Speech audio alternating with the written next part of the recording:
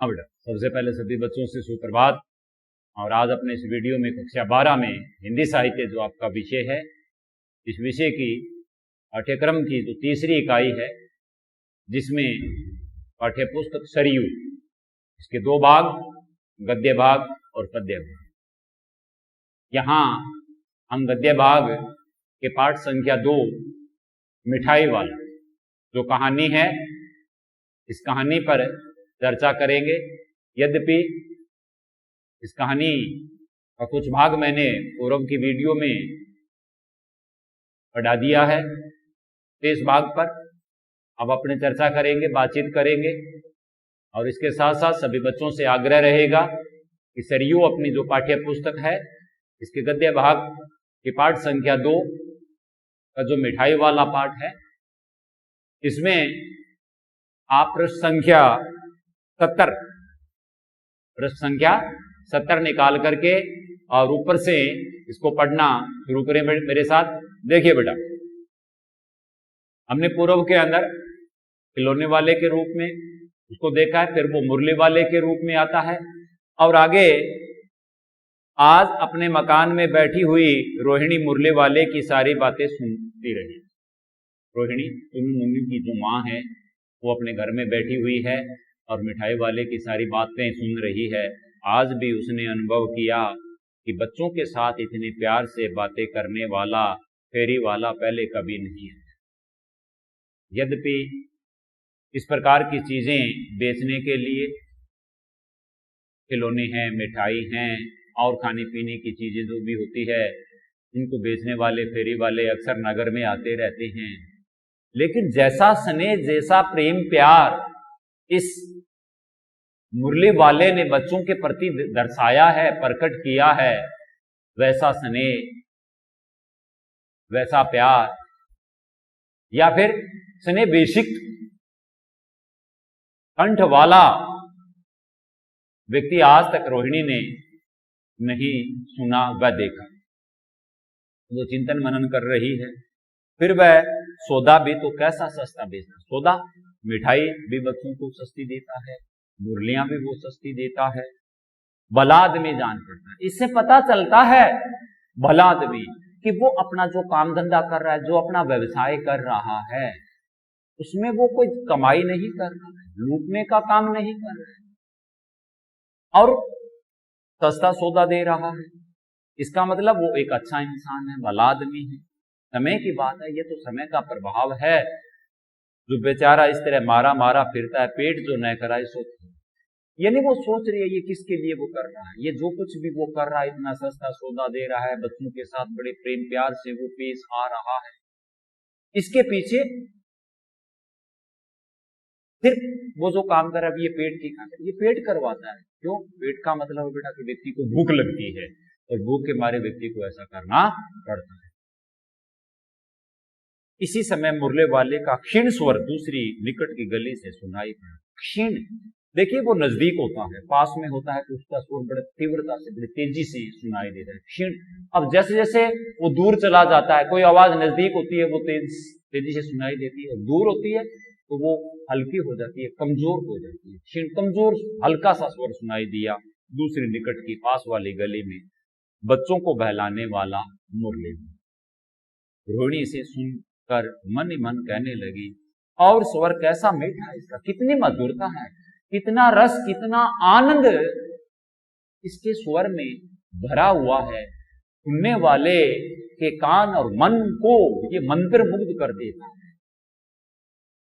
बहुत दिनों तक रोहिणी को मुरली वाले का यह मीठा स्वर और उसके बच्चों के प्रति वे स्नेहसिक्त बातें याद आती रही। स्नेहसिक्त, प्रेम प्यार से युक्त बातें हैं, वो लंबे समय तक रोहिणी के मन में, मन मस्तिष्क के अंदर चलती रही। महीने आए और चले गए, समय का जो दौर है वो आगे बढ़ता रहा। फिर मुरली वाला न आया, धीरे धीरे उसकी स्मृतियां भी क्षीण हो गई।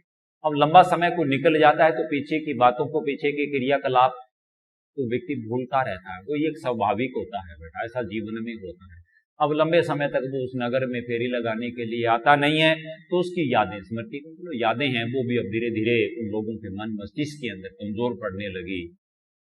8 मास में अब अगले पर्सन चौथे के अंदर बात करते, 8 महीने के बाद में वो फिर आता है सर्दी के दिन में, सर्दी का समय था। रोहिणी स्नान करके मकान की छत पर चढ़कर आजानुलंबित केस राशि सुखा रही थी। आजानुलंबित, आजानुलंबित, देखिए बेटा मेरे साथ, जिस व्यक्ति की भुजाएं घुटनों तक लंबी हो, ये जो भुजाएं होती है, जिस व्यक्ति की ये भुजाएं घुटनों तक लंबी होती है वो आजानुबाहु कहलाता है। बाही जो होती है वो आजानुबाही कहलाती है। तो तात्पर्य कहने का यह है रोहिणी लेखक का कि रोहिणी सर्दी में, स्वाभाविक बात है बेटा, धूप में बैठना सभी पसंद करते हैं। औरतों के बाल होते हैं, धोने के बाद में फिर वो धूप में उनको सुखाने के लिए वो धूप में बैठ जाती है। केस राशि, उसके सिर के जो बाल है वो घुटनों से भी क्या है, लंबे हैं, घुटनों तक फैले हुए हैं। इसी समय नीचे की गली में सुनाई पड़ा बच्चों को बहलाने वाला मिठाई। 8 महीने के बाद में वह मृदुल मधुर स्नेसिक जो स्वर था वो रोहिणी के कानों सुनने को मिला।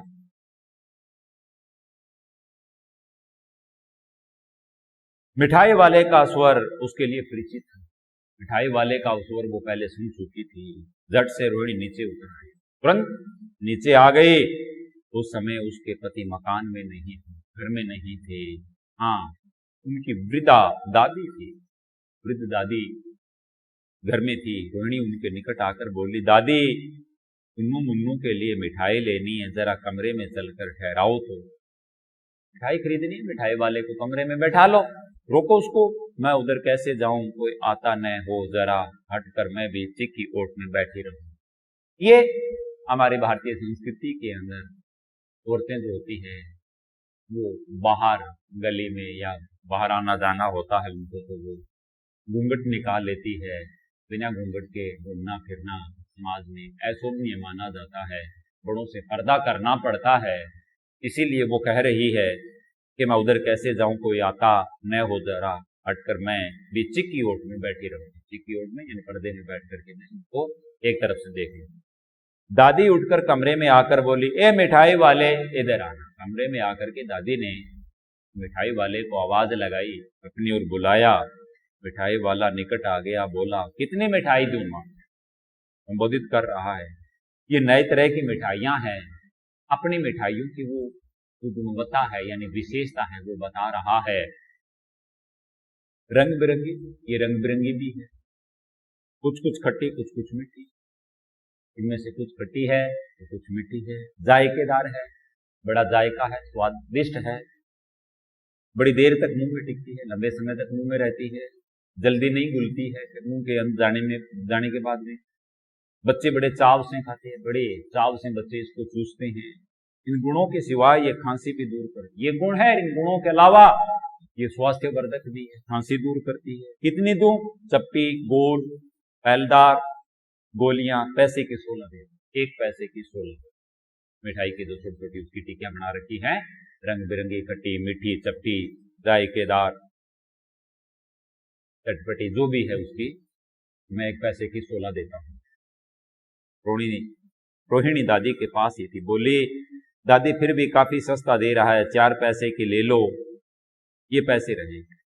मिठाई वाला मिठाइयां गिनने लगा, तो 4 की दे दो। अच्छा, 25 नहीं सही 20 ही दो। अरे हाँ, मैं बूढ़ी हुई, मोल भाव अब मुझे ज्यादा करना आता भी नहीं है, बूढ़ी दादी कह रही है। कहते हुए दादी के पोपले मुंह से जरा सी मुस्कुराहट भी फूट पड़ी। पोपला मुंह वो होता है बेटा, वृद्धावस्था में आकर के व्यक्ति के जाड़ दांत है वो रहते नहीं है, वो गिर जाते हैं, तो वो जाड़ दांत के बगैर, दांतों के बगैर मुंह से हवा जो निकलती है, मुंह पोला जिसको कहते हैं बेटा, पोपला मुंह बन जाता है वो, तो मुस्कुराहट फूट निकली। रोहिणी ने दादी से कहा, दादी इससे पूछो तुम इस शहर में और भी कभी आए थे या पहली बार आए हो, यहाँ के किसी के तो निवासी तुम हो, फिर तुम्हारे आसपास इस क्षेत्र के, इस मोहल्ले के, इस एरिया के तुम लगते नहीं हो, बाहर के हो, पहले भी कभी आए हो क्या? दादी ने इस कथन को दोहराने की चेष्टा की ही थी, पूछना ही चाहती थी कि मिठाई वाले ने उत्तर दिया, पहली बार नहीं और भी कई बार आ रहा हूं। आ चुका हूं पहली बार, खिलौने वाले के रूप में, मुरली वाले के रूप में। कई बार आ गया कि नहीं आ गया? 2 बार आ गया। और अब वो मिठाई वाले के रूप में। रोहिणी चिक की आड़ से ही बोले, पहले यही मिठाई बेचते हुए आए थे या और कोई चीज लेकर? हाँ देखिए बेटा, मिठाई वाला हर्ष, संशय और विस्मयादि भावों में डूब कर बोला, इससे पहले मुरली लेकर आया था और उससे भी पहले खिलौने लेकर। मिठाई वाला हर्ष, संशय और विस्मयादि भावों में डूब कर, मतलब रोहिणी की जिज्ञासा देखकर मिठाई वाला आश्चर्य में पड़ गया। विस्मय, आश्चर्य। रोहिणी के द्वारा जब यह प्रश्न पूछा गया, पहले की मिठाई बेचने हुए आए थे, तो रोहिणी की जिज्ञासा देख करके मिठाई वाला था वो आश्चर्य में पड़ गया। उसके मन में प्रसन्नता भी हुई, हर्ष, प्रसन्नता हुई बेटा, प्रसन्नता भी हुई, परंतु संशय भी उठा कि वह उसके बारे में इतनी बातें क्यों पूछ रही है, उनसे क्यों पूछ रही है, उसका कोई संबंध ही नहीं है किसी प्रकार। पंक्ति का अर्थ है बेटा, मिठाई वाला हर संशय और विस्मयादि भावों में डूबकर, कि रोहिणी की जिज्ञासा देखकर मिठाई वाला इतने प्रश्न उसने किए हैं, ये मेरे बारे में पहले से जानती है, उसकी जिज्ञासा को देख करके आश्चर्य में पड़ गई। उसके मन में प्रसन्नता भी हुई, खुशी भी हुई, परंतु संशय भी उठा कि वह उसके बारे में क्यों पूछ रही है, इतनी बातें क्यों पूछ रही है। रोहिणी का अनुमान, उसने एक अनुमान लगाया था और वह अनुमान सही निकला। अब तो वह उससे और भी कुछ बातें पूछने के लिए अस्थिर हो गई। अस्थिर का बेचैन हो गई, व्याकुल हो गई। वह बोली, इन व्यवसायों में भला तुम्हें क्या मिलता होगा? ये तुम जो काम कर रहे हो, इन कामों में तुम्हें क्या मिलता है? इनमें तुम्हें ज्यादा नहीं मिलता है, ये छुटमुट काम है, क्या कमा लेते हो? वह बोला, मिलता बाला क्या है, यही खाने भर को मिल जाता, कभी नहीं भी मिलता है, पर हां जो चीज चाहिए थी, वह जिस चीज की प्राप्ति के लिए घूम फिर रहा था, वह जीवन के अंदर जो अमूल्य धरोहर चाहता था, अब उसके बारे में बता रहा है बेटा, उत्तर दे रहा है, संतोष, धीरज और कभी कभी असीम सुख जरूर मिलता है, और यही मैं चाहता हूं। इस पंक्ति को अंडरलाइन करना, यही वो चाहता हूं। वो कोई अपना व्यवसाय चलाना नहीं चाहता, वह मिठाई बेचना, मुरली बेचना, खिलौने बेचना, उसकी रोजी रोटी का कोई आधार नहीं है और न ही वो आधार बनाना चाहता है। असल के अंदर असली वास्तविकता क्या है उसके जीवन की, या आगे के प्रश्नों के अंदर हमें पढ़ने को मिलेगी। उसे किस चीज की, किस वस्तु की आवश्यकता है, वो हम आगे हमें सामने आएगा। यद्यपि मैं पहले भी आपको बता सकता था, लेकिन बेटा जो रहस्य है उसको रहस्य में रहने दिया जाए तो अच्छा होता है, क्योंकि पाठक होता है फिर वो उससे जुड़ा रहता है। पहले उसे पता चल जाए तो फिर वो आनंद रसास्वादन है वो खत्म हो जाता है। वास्तव में वो क्या चाहता है? वास्तव में चाहता है संतोष, धीरज और कभी कभी असीम सुख, अपार सुख, जिसकी कोई सीमा नहीं है, अथाह सुख वो चाहता, जो पहले उसके पास था, लेकिन बाद में तकदीर ऐसी उसकी पलटी, ये सारी चीजें उसके जीवन से दूर हो गई, अलग हो गई, और इनकी प्राप्ति के लिए वो दर दर की ठोकर खा रहा है, या यूं कहे वो जगह जगह भटक रहा है। तो कैसे? रोहिणी पूछ लिया, वो कैसे? वह भी बताओ। अब व्यर्थ उन बातों की क्यों चर्चा करूं, उन्हें आप जाने ही दें, उन बातों को सुनकर आपको दुख ही हो। मैं जो कुछ आपको कहूंगा, मेरी बातों से आपको दुख हो, छोड़ो उन बातों को। जब इतना बताया है, रोहिणी कहने लगी, हट करने लगी, तब और भी बता दो, मैं बहुत उत्सुक, मैं तुम्हारे बारे में और जानने के लिए उत्सुक हूं। तुम्हारा क्या नुकसान होगा? मिठाई में और भी कुछ ले लूंगी। अतिशय गंभीरता के साथ मिठाई वाले ने कहा, पूरी गंभीरता के साथ बेटा, अब वो अपने जीवन की कहानी बता रहा है। खिलौने वाले, मुरली वाले और मिठाई वाले के जो रूप है वो उसको क्यों धारण करने पड़े, या उसे खिलौने वाला, मिठाई वाला और मुरली वाला क्यों बनना पड़ा। इसके लिए वो क्या चाहता था, संतोष, धीरज और असीम सुख चाहता था, और इसकी प्राप्ति के लिए उसने ये तीनों रूप धारण किए थे। इसलिए अब वो पूर्व का वरदान, अपने पूर्व जीवन का जो घटनाक्रम है, जो रहस्य है, उसी को वो बता रहा है। वो कहने लगा, मैं भी अपने नगर का एक प्रतिष्ठा प्राप्त, मैं अपने शहर का आदमी था, मैं कोई ऐसा वैसा नहीं। मकान, व्यवसाय, गाड़ी घोड़े, नौकर चाकर सभी कुछ मेरे पास, सब कुछ। मेरा अपना खुद का अच्छा मकान था, घोड़े, गाड़ी, बंगला, नौकर चाकर, भौतिक सुख सुविधाएं सारी मौजूद थी मेरे जीवन में।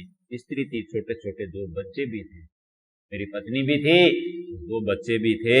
मेरा वह सोने का संसार, सुखमयी सोने का संसार था। जो जीवन का वरदान रोहिणी से कह रहा है कि मेरे सोने का संसार, उसकी जो गृहस्थी थी वो सोने के समान सुनहरी थी, सुखमयी थी। बाहर संपत्ति का वैभव था, घर के बाहर अपार धन दौलत उसका वैभव था, भीतर सांसारिक सुख। मेरे जीवन में किसी प्रकार का कोई कष्ट नहीं, सारा सांसारिक सुख था। स्त्री सुंदर थी, मेरी प्राण थी, मेरे प्राणों की से भी प्रिय थी, सुंदर थी।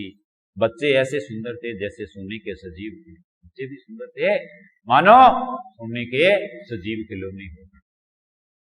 उनकी अटकेलियों के मारे घर में कोलाहल मचा रहता था। अटकेलियां, खेल, वो सारा दिन उछल कूद करते, खेल कूद करते, शोर मचाते रहते, और घर में मचाते रहते।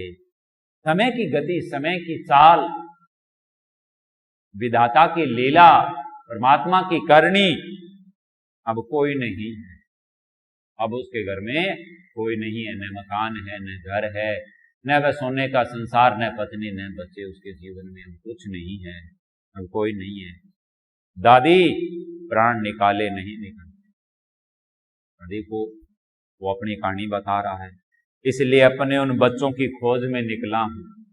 वो बच्चे तो मेरे नहीं रहे हैं, लेकिन उनके रूप के अंदर संसार में, इस जगत में, इस समाज में छोटे छोटे नन्हे नन्हे जो बच्चे हैं, उन्हीं के अनुरूप हैं। उन बच्चों से जो मुझे स्नेह प्रेम प्यार मिलता था, वह स्नेह प्रेम प्यार मैं समाज के, दुनिया के इन छोटे छोटे नन्हे नन्हे बच्चों के बीच में रह करके और इनसे प्राप्त करना चाहता हूं। वे सब अंत में होंगे तो यही कहीं है। अंत में आखिरकार है वो नहीं, उन्हीं का रूप है, उन्हीं का प्रतिबिंब है, इन्हीं के अंदर है, और उसी की तलाश के अंदर मैं भटक रहा हूं। आखिर कहीं ना कहीं जन्मे हूं, ये निश्चित है बेटा। भगवान श्री कृष्ण को उपदेश देते हैं बेटा। जब महाभारत का युद्ध होता है तो कुरुक्षेत्र के अंदर अर्जुन अपने सामने अपने ही परिवार वालों को देखता है, तो वो, हालांकि अर्जुन बहुत बड़ा योद्धा था, शूरवीर था, उनको देख करके विचलित हो गया कि ये तो मेरे अपने हैं, मैं अपनों का खून कैसे कर सकता हूं, इनका वध कैसे कर सकता हूं। भगवान श्री कृष्ण उनको उपदेश देते हैं, बताते हैं, समझाते हैं, कहते हैं उनको ये अपने नहीं है, ये मोह है, ये माया है, ये तुम्हारे सामने जो विषम पिता है, ये हाड मांस का बना हुआ शरीर है जो नाशवान है। इनके अंदर जो विषम पिता है, जो आत्मा है, वो परमात्मा का अंश है। असली विषम पिता तो वो है, और उसका नाश कभी नहीं होगा। वो अजर अमर है, वो शाश्वत है। वो ये भी बताते हैं कि जब यह आत्मा जो है, ये पहले वाले शरीर को छोड़ करके और फिर आगे चल करके दूसरा जन्म ले लेते, फिर जन्म की वो प्रक्रिया, फिर जन्म और फिर मरण, और मरण के बाद में फिर जन्म, ये हमेशा चलता रहता है। अगर इस उदाहरण से ये बात सामने आती है, वो बच्चे काल की तपेट में समा गए हैं, लेकिन वो आत्मा तो है, और वो इन्हीं बच्चों के रूप में कहीं ना कहीं तो जन्म उन्होंने लिया होगा, अवश्य जन्म लिया होगा। उन्हीं के रूप में वो अपने बच्चों को है वो ढूंढ रहा है, उनको देख रहा है, कह रहा है आखिर कहीं ना कहीं जन्मे ही होंगे। उस तरह रहता घुल घुल कर मरता। अगर मैं उसी तरह अपने घर में रहता, उस जगह रहता तो घुट घुट करके मैं मर जाता। इस तरह सुख संतोष के साथ अब मैं बाहर घूमूंगा फिरूंगा, इन बच्चों से वह स्नेह वह दुलार वह प्रेम प्यार प्राप्त करूंगा, अंत तो मेरा भी होगा, लेकिन वह किसके साथ? सुख और संतोष के साथ। इस तरह के जीवन में कभी कभी अपने बच्चों की एक झलक सी मिल जाती है। बच्चों, ये छोटे छोटे नन्हे नन्हे बच्चे जो मिठाई लेने, खिलौने लेने, मुरली लेने के लिए मेरे पास आते हैं, ये तुतली आवाज में बोलते हैं, मेरे से मिठाई खिलौने मुरली मांगते हैं, तब मुझे इनके अंदर अपने ही बच्चों का जो प्रतिबिंब है अपने बच्चों का जो अक्स है वो झलकता हुआ दिखाई देता है। मैं इन बच्चों के अंदर अपने बच्चों की झलक पा लेता हूँ। ऐसा जान पड़ता है जैसे वे इन्हीं में उछल उछल कर हंस खेले रहे। मुझे ये एहसास होता है, मुझे ये अनुभूति होती है, मेरे ये मर्म को, हृदय को स्पर्श करते हैं, छू लेते हैं। मुझे लगता है कि ये पराये नहीं है, मेरे अपने ही बच्चे हैं। पैसों की कमी थोड़ी है मेरे पास, आपकी दया से पैसे तो काफी है, जो नहीं है इस तरह उसे पा सकूं। जिस चीज की कमी है उसको मैं इस तरीके से प्राप्त करने की कोशिश कर रहा हूं। और अब हमें बेटा इससे पता चलता है कि उसने चाहे मिठाइयां बेची है, चाहे खिलौने बेचे हैं, चाहे मुरली बेची है, वो कोई पैसे कमाने के लिए नहीं कर रहा था। वो उन बच्चों के अंदर अपने बच्चों की एक झलक उसे मिल जाए तो संतोष के साथ उसका जीवन शेष जितना भी है वो पूरा हो जाए। इसीलिए वो ये सब काम कर रहा है, इसीलिए वो अपना सौदा है सस्ता बेच रहा है। रोहिणी ने अब मिठाई वाले की ओर देखा, उसकी आंखें आंसू से तर थी। ये जो आंखें थी वो आंसुओं से भरी हुई थी। इस समय सुन्नू मुन्नू आ गए, रोहिणी से लिपट कर उसका आंचल पकड़कर बोले, अम्मा मिठाई मांगने लगे, मुझसे लो। यह कहकर तत्काल कागज की 2 पुड़िया मिठाइयों से भरी मिठाई वाले ने सुन्नू मुन्नू को दे दी। रोहिणी ने भीतर से पैसे फेंक दिए। मिठाई वाले ने पेटी उठाई और कहा, अब इस बार ये पैसे न, स्वभाव विभोर हो गया। अपने बच्चों की झलक, अपने बच्चों का जो अक्स है, जो स्नेह है, जो प्रेम प्यार है, वो उनके अंदर वो प्राप्त कर चुका था, इसलिए वो पैसा उनसे नहीं लेना चाहता था। दादी बोली, अरे अरे नैने अपने पैसे लिए जा। तब तक आगे फिर सुनाई पड़ा, जब तक दादी बोल करके पैसों के लिए उसे कहती तब तक वो घर छोड़ करके आगे निकल चुका था। उसी प्रकार मादक मृदुल स्वर में, मधुर मीठे स्वर में बच्चों को बहलाने वाला मिठाई। यह बेटा इस कहानी की सारी व्याख्या मैंने आपको करवाई है। ये कहानी अत्यंत भाव विभोर करने वाली, हृदय स्पर्शी कहानी है, मर्म को छूने वाली है। फिर भी बेटा भगवती प्रसाद वाजपेयी ने अपने कहानी कला कौशल के द्वारा इनके द्वारा, क्योंकि कहानीकार ये एक ऐसे कहानीकार है, इनकी कहानी को व्यक्त करने का, कहने का एक अलग इनकी विशेषता है, जिससे पाठक स्वतः मन से इनकी कहानियों से जुड़ जाता है। और ये कहानी इसका अपने आप में एक जीता जागता उदाहरण है बेटा। उम्मीद करता हूं आप सबको ये कहानी इनमें आ गई होंगी। अब आगे अपने चलते हैं बेटा, इसके जो प्रश्न उत्तर है उन पर चर्चा करते हैं। देखिए बेटा, वस्तुनिष्ठ प्रश्न दे रखी है। मुरली वाला एकदम अप्रतिम उदास, अचानक, कब की बात है जब राय विजय बहादुर उससे कहते हैं कि तुम दूसरों को तो इतने में देते हो और हमारे ऊपर एहसान लादते हो, चोरों को 3 में देता हूं, तुम्हें 2 पैसे में दे रहा हूं। अपने पर अविश्वास किए जाने, यही है इसका उत्तर। मिठाई वाला गली गली मिठाई बेचता फिरता था, पैसे कमाने के लिए नहीं, अपने बच्चों को खोजने, बिल्कुल बेटा उनके रूप के अंदर वो अपने बच्चों की झलक पाना चाहते हैं, यही है इसका उत्तर। अब आगे देखिए बेटा, मिठाई वाला कहानी के कहानीकार कौन है? मिठाई वाला कहानी के कहानीकार यानी इसके रचनाकार कौन है? बार बार शुरू से लेकर के अंत तक मैंने जिक्र किया है बेटा, कौन है? भगवती प्रसाद वाजपेयी। यह अति लघुरात्मक प्रश्न है, और अतिलघुरात्मक प्रश्न वे होते हैं जिनके उत्तर एक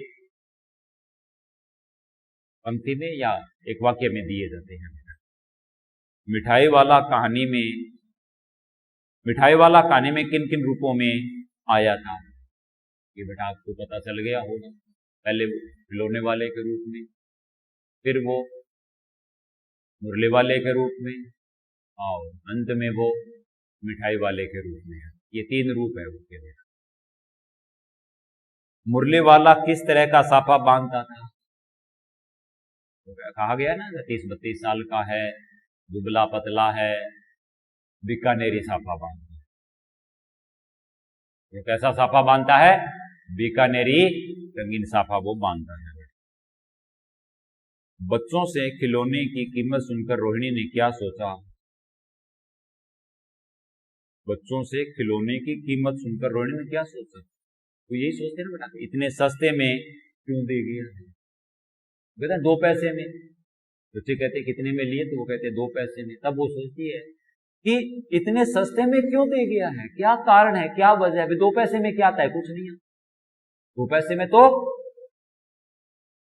ये तैयार भी नहीं होती होगी। लागत जो इनकी है, लागत जो बोले वो कहीं इनसे ज्यादा होगा। मुरली वाला कितने पैसे में मुरली बेचता था, ये भी पता ही है बेटा, कितने पैसे में, 2 पैसे। तो इस प्रकार से आपके ये वस्तुनिष्ठ और ये लघुरात्मक प्रश्न है पूर्ण हो गए हैं। आगे अब अपने चर्चा करेंगे बेटा, जो प्रश्न है लघुरात्मक प्रश्न। मिठाई वाला कहानी की मूल संवेदना क्या है, देखिए बेटा, इस कहानी को हमने पढ़ा है, मूल संवेदना बतानी है। मूल संवेदना यही है बेटा कि जो मिठाई वाला है उसके बच्चों की मौत हो जाती है, घर परिवार पत्नी सब कुछ उसका चला जाता है। अब बच्चों की मौत से उत्पन्न जो पीड़ा है, बच्चों की मौत से उत्पन्न जो उसके भीतर पीड़ा है, उस पीड़ा से वो मुक्त होना चाहता है। बच्चों की मौत से उत्पन्न पीड़ा से वो अपने आप को मुक्त करना चाहता है, उससे मुक्त होना चाहता है। इसलिए उसके जीवन का शेष समय जो बचा है, उस समय को बाहर समाज के जो भी बच्चे हैं, दुनिया के जो भी नन्हे मुन्ने बच्चे हैं, उन नन्हे मुन्ने बच्चों के बीच में रह करके उस बचे हुए समय को वो गुजारना चाहता है। और ऐसा करने से जब वो उनके बीच में रहेगा, चाहे वो मिठाई बेचे, मुरली बेचे, खिलौने बेचे, उसे आभार, स्नेह, सुख, प्रेम, प्यार बच्चों का मिलता रहेगा। इसके बाद में इस प्रकार से खिलौने बेच करके, मिठाई बेच करके, मुरली बेच करके वो कोई धन, कोई व्यवसाय नहीं चलाना चाहता है, धन नहीं कमाना चाहता है। सिर्फ और सिर्फ उसका उद्देश्य है कि उसके काम से बच्चे क्या रहें, प्रसन्न रहें, खुश रहें। और जब बच्चे खुश होंगे, उसके भीतर का जो वात्सल्य है, पिता के हृदय का जो प्रेम प्यार है, वात्सल्य है, वो व्यक्त कर सकेगा और स्वयं जो है सुख और संतोष प्राप्त कर सके। और यही वो चाहता है। वो अपनी वाणी और व्यवहार से किसी को सुख दे करके और स्वयं भी सुखी रहना चाहता है। अभी तो उसका स्वर है वो बिल्कुल है, मीठा है, जो कोई भी उसको सुनता है दोबारा सुनने के लिए व्यग्र हो जाते हैं, बेचैन हो जाते हैं, व्याकुल हो जाते हैं। मिठाई वाला अपनी तरफ से प्रेम और खुशी बांटकर भीतर का जो अभाव है, जो दुख है, उसको बुला सकता है, तो स्वयं वो दुखी हो सकता है। तो इस तरह से आप इस प्रश्न का जो उत्तर है वो कर सकते हो, लिख सकते हो। अब आगे दूसरा प्रश्न देखिए बेटा, पेट जो नैकराए सो थोड़ा है, इस कथन से मिठाई वाले का कौन सा मनोभाव प्रकट होता है। पेट जो न कराए सो थोड़ा, इस कथन से मिठाई वाले का कौन सा मनोभाव। अब ये बात कहती कौन है बेटा? तो वो 2-2 पैसे की बात उसके सामने आती है कि 2-2 पैसों में वो खिलौने हैं, मुरली है, वो बेचता फिरता है। तो नहीं सोचती है कि जो कुछ भी कर रहा है किसकी खातिर कर रहा है? अपने पेट की भूख शांत करने के लिए, अपने पेट की भूख मिटाने के लिए कर रहा है। ये कोई इसका बहुत लंबा चौड़ा कोई तगड़ा व्यवसाय नहीं है, व्यापार नहीं है। इसके व्यवहार से, इसके व्यवसाय से, या इसका जो व्यवसाय है वो ये नहीं दर्शाता है कि इसके द्वारा ये बहुत बड़ा रुपया पैसा कमा लेगा। इससे तो 2 वक्त की रोजी रोटी का इंतजाम होना भी बड़ा कठिन लग रहा है। एक तरह से उसके प्रति दया और सहानुभूति का जो भाव है वो प्रकट हो के प्रति रोहिणी का मतलब है, ये हम कह सकते हैं कि दया और जो सहानुभूति है वो उसकी प्रकट हो गई। इस तरह से इसका उत्तर लिख सकते हैं। इसके बाद में मिठाई वाले ने अपने मिठाइयों की क्या क्या विशेषताएं बताई है। बिल्कुल बेटा साफ साफ पुस्तक के अंदर प्रश्न संख्या 70 पर आप देखिए, ये नीचे से बड़ा जो तीसरा पैरा है इसके अंदर वो मिठाई वाला निकट आ गया, बोला कितनी मिठाई दूं। ये नई तरह की मिठाइयां हैं, रंग बिरंगी। तो विशेषता बता रहा है उसकी जो मिठाइयां हैं वो रंग बिरंगी है, कुछ खट्टी कुछ मीठी, जायकेदार, बड़ी देर तक मुंह में टिकती है, जल्दी नहीं घुलती है, बच्चे बड़े चाव से खाते हैं। इन गुणों के अलावा ये खांसी भी दूर करती है। ये चपटी गोल बैलदार गोलियां हैं। इस प्रकार से मुरली वाले ने, मिठाई वाले ने अपनी मिठाइयों की विशेषताएं बताई है, इनके गुण बताए। मिठाई वाला, अगला प्रश्न है, मिठाई वाला अपना सामान सस्ते में क्यों बेचता? हम इस विषय पर बात पूर्व में भी कर चुके हैं कि वो दुखों का मारा था। उसकी बीवी, उसके बच्चे, घर मकान सब कुछ उसका समय की गति या समय की भेंट चढ़ चुकी। वो अपने बच्चों के द्वारा मिलने वाला जो असीम सुख है, प्रेम प्यार है, उसे वो प्राप्त करना चाहता था। अगर वो वहीं रहता तो घुट घुट करके, वो दम घुट करके उसका जीवन समाप्त हो जाता।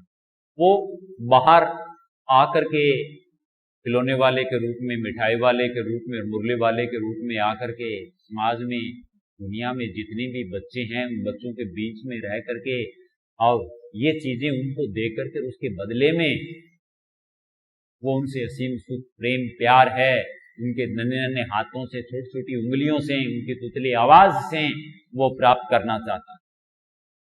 इस प्रकार से सुख और संतोष से वो अपना जीवन शेष है उसके साथ व्यतीत करना चाहता। आओ नवरात्मक का अंतिम प्रश्न, मुरली वाले ने बच्चों को अपनी मां से पैसे मांगने का क्या तरीका बताया? तो वो बच्चे मुरलियां उससे मांगते हैं तब वो उनसे कहता है, इस तरह से पैसे नहीं मांगते। वो उनको तरीका बताता है कि प्रश्न संख्या 69 पर देखिए बेटा, आपको मिलेगा। तुमको पैसे नहीं मिले, तुमने अम्मा से ठीक तरह से नहीं मांगे। तरीका बताता है, धोती पकड़कर पैरों में लिपटकर अम्मा से पैसे मांगे जाते हैं बाबू। हाँ फिर जाओ, अब की बार मिल जाएंगे, दुअन्नी। यानी उनको तरीका बताता है कि इस तरह से पैसे तुम मांगते हो, तुम्हें नहीं मिलेंगे। जिद करने से नहीं, बल्कि मां के की जो धोती है, साड़ी जो पहन रखी है, उसके पैरों में जाकर के लिपट जाओ, जकड़ लो उसको अपने हाथों से और फिर मांगो। देखो उनका हृदय पिघल जाएगा और वो तुम्हें तुम्हारी आवश्यकता की पूर्ति के लिए, तुम जिस चीज को चाहते हो उसको खरीदने के लिए तुम्हें पैसे वो दे देंगे। तो इस तरह से पैसे मांगो, ये एक तरीका उपाय है वो बच्चों को बता रहे हैं। तो ये थे बेटा लघुत्रात्मक प्रश्न। अब आगे अपने जो निबंधात्मक प्रश्न हैं उन पर चर्चा करेंगे। तब तक के लिए धन्यवाद।